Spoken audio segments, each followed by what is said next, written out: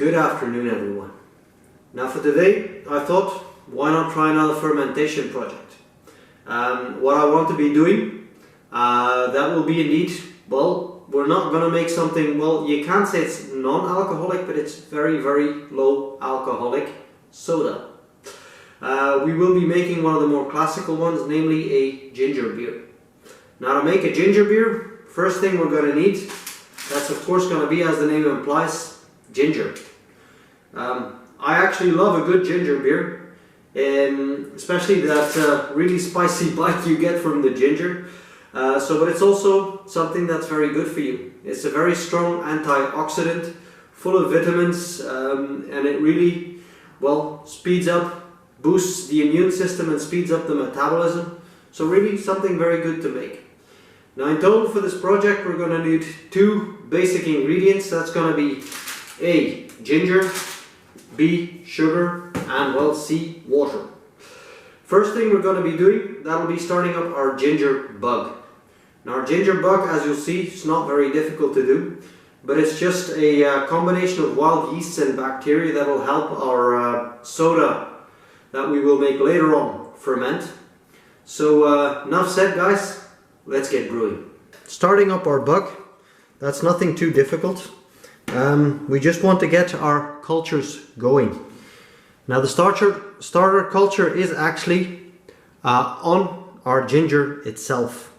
So this is a living, thriving hub of bacteria and yeast, and especially on the peels. So what we want to do is I want to start with about 30 grams, which is about half of this piece. Now this is rough estimate, of course. We just want to, well, cut this up and put these chunks into our mason jar.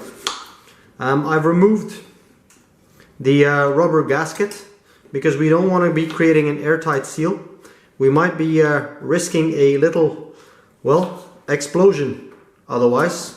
So that I just again want to measure round about half. And what we will be doing over the next couple of days, that will actually be to, there we go, cut up a little bit more, there we go. But we want to actually increase this in volume. By this I do mean, there we go, we have our ginger, and we want to increase our ingredients in volume. So I will be adding tomorrow 30 grams more ginger, and the day after that 30 more. And the only thing we want to add as extra, now I forgot my tablespoon, but that will be 2 tablespoons of sugar each time as well. The sugar is actually, well, the food that our yeast will be thriving on. So but we want to be working in a few steps to gradually increase the volume of product that is in our water. So again, I'm going to add just 2 tablespoons of sugar, leave this for 1 day in a dark but a warm spot, and I'll come back in about 24 hours, do the same thing over again, and in 3-4 days we should be having a yeast culture. We're about 3-4 days in, and it seems we do have a live ginger bug. So what you can see is to the top, the little air bubbles that are forming. That's actually a sign that we have an active fermentation in the into our jar. So I'm just going to keep on feeding this a little bit of sugar at a time, just to keep the fermentation going, and so that this weekend we can actually make our ginger beer. As you've seen, our ginger bug is going steadily, and it's now time to, of course, prepare our soda. Now what I'm going to do, I have first of all I'm going to make a preparation of about 2 liters of water, so or 2 liters of liquid, which should be about, well, just under half a gallon, I think, to which we will add about 200 grams of our ginger. Now what we want to do is just slice up our ginger. First of all, as you see, what I'm doing, just fine slices. You can cut them up a little bit more, but what we want to be doing, that is making this or steeping this as a tea. So we will be putting this in water, which we will be bringing to the boiling point, not really boil, and just let it sit for quite a good while. So to allow the ginger flavor to extract. Meanwhile, our sugar will dissolve, and I'm going to spice this up a little bit. One of the flavorings that I will be using, that's going to be a whole lemon, so the juice of one lemon. For the rest, as again, I will probably be adding about 1.8 liters of water, depending upon how much lemon I have left, which should result, as I said, 2 liters and somewhat of liquid. Spices, I'm going to be adding a little bit of star anise. You can choose, of course, whatever spices you like in there. Again, I'm using some star anise, not the whole pot, probably just half. Be very careful because this is very strong stuff, so you can easily have too much.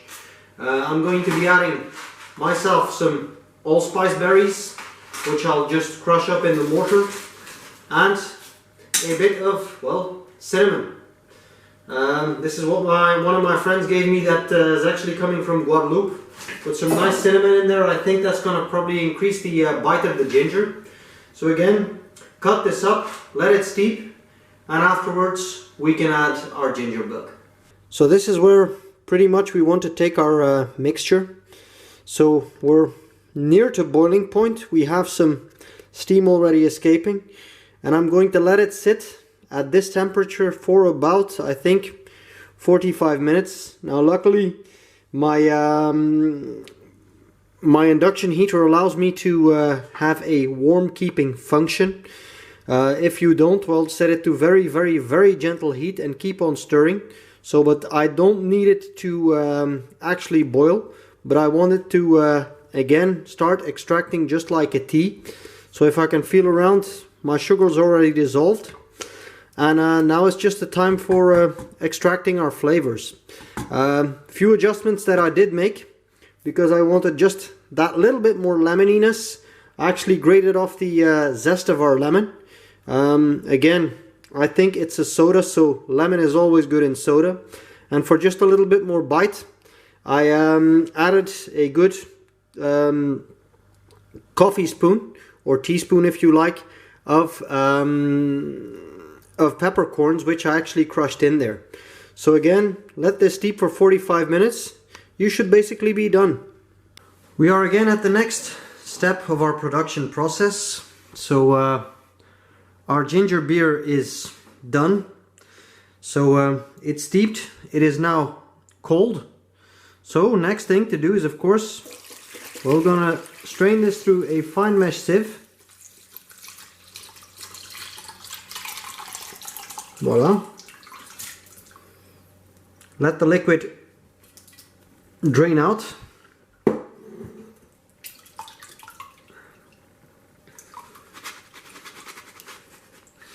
Now next thing what we're gonna do, and I might do something which some people, my hands are clean, but might seem unsanitary, but this is a very basic but easy way to test your the temperature of your liquid. So this is barely lukewarm, which is actually an ideal temperature to put our ginger bug in. So that's actually our next port of call. So as you can see, there's plenty of bubbles into our bug, and that's the next thing we can add. So this is our active yeast. I've added about half, which I think should be pretty much enough. We're just going to mix this up somewhat, and well, next thing to do, that's to bottle this thing up, guys. Well, our next port of call, that would be, of course, to, well, bottle our beer. In this case, what we're going to be doing, I'm going to pour the liquid through a funnel straight into our bottle, and apparently make a mess of my table, but That cleans up.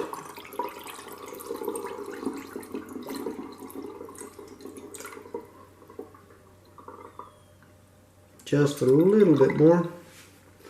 That should be good. Now I'm gonna just add a little bit more because I have a bit too much to my measurement. So the fuller I can get these bottles, the better. Always leave a bit of airspace in order to get good fermentation. There we go. Seal these bottles up and fill her up. Now, one thing I would advise, I'm working here with beer bottles. If you do want to reuse these beer bottles, which I will, I would advise to, well, if you want to reuse these bottles, sterilize them. So pour them full of boiling water, even a couple of times, because the ginger bug we've created, it's, well, what all brewers loathe. What I was taught when I was when I learned how to brew beer was, if you ever want to get thrown out of a brewery, well, you just have to bring a bottle of Gueuze or Belgian Creek beer. You'll get thrown out of there before you know what hit you. This is wild yeast, and that's something you don't want in, well, cultured beer. Or when you're working with cultured yeast, because it is very dangerous. So if you want to reuse them, sterilize these bottles with boiling water. So, but we'll just fill up, and these things can spend a few days in a hot or in a warm temperature, after which we will have, well, a carbonated soda, guys. We've allowed our ginger beer to ferment for about 3 days. And, well, we're about ready to see our results. It seems we do have carbonation. Smells good. Let's have a taste. Well, we have some nice bubbles going on.